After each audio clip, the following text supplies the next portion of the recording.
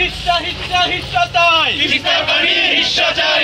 তিস্তা মহাপ্রকল্প সফল হোক, সফল হোক, সফল হোক। দাবি মোদের একটাই, তিস্তা পানির হিস্সা চাই, তিস্তা পানির হিস্সা চাই। দাবি মোদের হিস্সা হিস্সা চাই, হিস্সা হিস্সা হিস্সা চাই, তিস্তার পানির হিস্সা চাই, তিস্তার পানির হিস্সা চাই, হিস্সা হিস্সা হিস্সা চাই। তিস্তা মেগা প্রকল্প সফল হোক, সফল হোক, সফল হোক করতে হবে। তিস্তা মেগা প্রকল্প, তিস্তা মেগা প্রকল্প সফল হোক, সফল হোক। দাবি মোদের একটাই।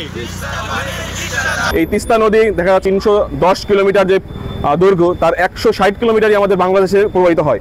সেই সিকিম রাজ্য থেকে যে শুরু করে পশ্চিমবঙ্গ লালমনিরহাট দিয়ে যে শুরু হয়েছে, লালমনিরহাট, রংপুর, কুড়িগ্রামের যে ব্রহ্মপুত্রে যেটা যে মিশেছে, দেখা যাচ্ছে যে ম্যাক্সিমাম অংশই আমাদের কি বাংলাদেশে আছে। কিন্তু এর কোনোভাবে আমরা কি ন্যায্য যে পানির হিসাব সেটা আমরা পাইনি। আমরা শুষ্ক মৌসুমে দেখেছি যে আমাদের পানির অভাবে আমাদের যে কৃষকগণ আছে তারা কি ফসল চাষ করতে পারে না, কিন্তু ঠিক বর্ষার মৌসুমে অতি প্লাবনে আমাদের কি ঘর বাড়ি সব ভেঙে যায় এবং আমাদেরকে চলাচলে কি খুবই কষ্ট হয় আমাদের এই উত্তরাঞ্চলের মানুষজনের।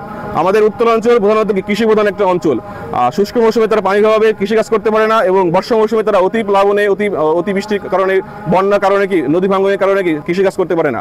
তো আমরা এই যে তিস্তা মহাকল্পনা সামনে বাস্তবায়ন যে একটা সরকারের রোডম্যাপ বার করেছে, আমরা এর সঠিক বাস্তবায়ন চাই। এক্সট্রিম মশার কয়েল প্ল্যান্ট ফাইবার দিয়ে তৈরি, ডেঙ্গু, চিকুনগুনিয়া বাহি সহ যে কোনো মশার বিরুদ্ধে দেয় এক্সট্রিম সুরক্ষা। এই তিস্তার কারণে সবচেয়ে বেশি আমরা একটা নিদারুণ কষ্টের মধ্যে রয়েছি। আমরা জানি যে আমাদের উজানে যে রাষ্ট্র রয়েছে, বিশেষ করে আমাদের প্রতিবেশী রাষ্ট্র ভারত, তারা এই আন্তর্জাতিক নদী থেকে তিস্তার যে পানি তার ন্যায্য হিস্সা আমাদেরকে দিচ্ছে না, বরং এই তিস্তার পানিকে ওনারা ওনাদের মতো করে ওনাদের দেশের অন্য প্রান্তে নিয়ে গিয়ে তাদের কাজে ব্যবহার করছে। ফলশ্রুতিতে সুদীর্ঘ সময় যাবৎ তিস্তার পানি প্রবাহ বিশেষ করে শুষ্ক মৌসুমে মারাত্মকভাবে কমে যাচ্ছে। ফলশ্রুতিতে তিস্তা অববাহিকার যে মানুষ, তাদের জীবন এবং জীবিকা অত্যন্ত হুমকির মুখে পড়ছে এবং একই সাথে বৈশ্বিক জলবায়ু পরিবর্তনের কারণে এই হুমকি আমাদের উত্তর জনপদের মানুষের উপরে অনেক মারাত্মক প্রভাব ফেলছে।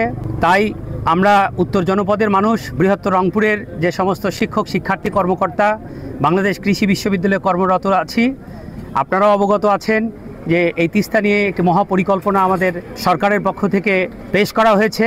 এটির আমরা বাস্তবায়ন দেখতে চাই, যাতে করে প্রকৃত অর্থে যে আধিপত্যবাদী রাষ্ট্রসমূহ আন্তর্জাতিক নদীর যে আমাদের ন্যায্য হিস্সা সেখান থেকে আমাদেরকে বঞ্চিত করে তারা নিজেরা সুবিধা ভোগ করছে এবং একই সাথে আমাদের দেশকে আস্তে আস্তে একটা মরুকরণের দিকে ঠেলে দিচ্ছে।